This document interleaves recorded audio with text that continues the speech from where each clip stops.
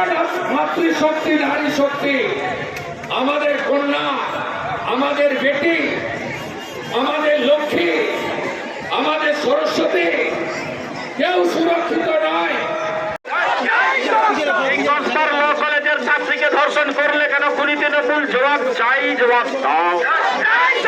এই কসবার ল কলেজের ধর্ষণের প্রতিবাদে আজকের এই মিছিল চলছে, চলবে। এই কসবার ল কলেজের ছাত্রীকে ধর্ষণের প্রতিবাদে শুভেন্দুদার নারী সুরক্ষা যাত্রা চলছে, চলবে।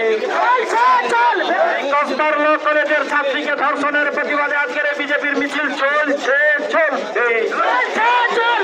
কসবার ল কলেজের ছাত্রীকে ধর্ষিত হতে হলে কেন পুলিশ মন্ত্রী মমতা ব্যানার্জি জবাব চাই, জবাব দাও। এই কসবার ল কলেজের ছাত্রীকে ধর্ষণ করলে কেন তৃণমূল জবাব চাই? প্রতিবাদে আজকে শুভেন্দুদার এই মিছিল চলছে,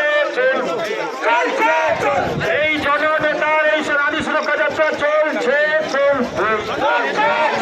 এই জননেতার নারীদের এই মিছিল চলছে, চলবে।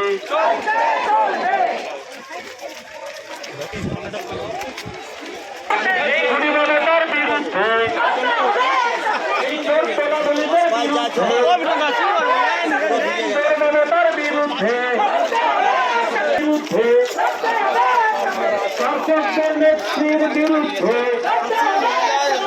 মমতার বিরুদ্ধে, এই ঘূর্ণিঝড়ের বিরুদ্ধে, এই ঘূর্ণিঝড়ের বিরুদ্ধে, এই ঘূর্ণিঝড়ের বিরুদ্ধে জননেতার শুভেন্দুদার এই সুরক্ষা যাত্রা চলছে, চলবে।